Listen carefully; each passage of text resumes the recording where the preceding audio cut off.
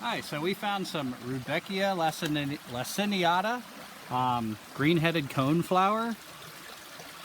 This is a plant that, especially when it's young, I really love to eat. It's got like these young greens here.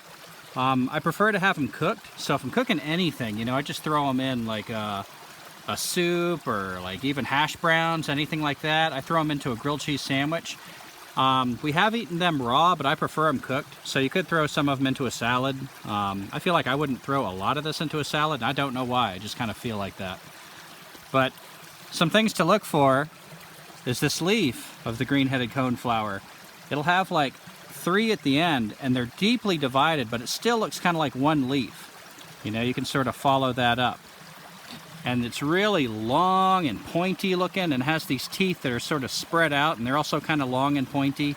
And then you have like a spur behind it, 2 leaves that come out, and they're like really spaced. Same things, really pointy. And sometimes another one behind it. And the leaves, when they get older, feel really rough.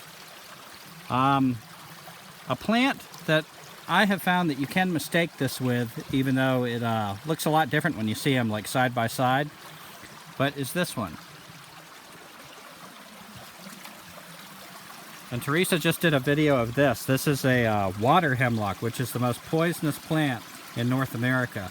And these aren't in flower. This is when I feel like I could potentially confuse these with green coneflower, because if you look at the end here, you've got 3, and then behind it you've got kind of 2. So wow, I guess there's no way to get a shot with both of these like exact. Oh yeah, there is. Over here. So they look quite a bit different.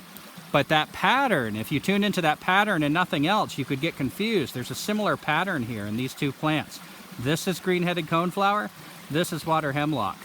And this is a nice one that's got some new ones coming up that I would eat.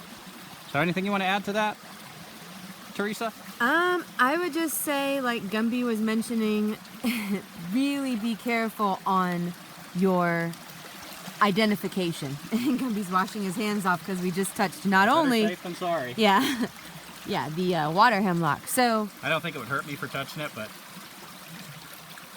So yeah, just be careful when you're picking in a patch that you're really paying attention.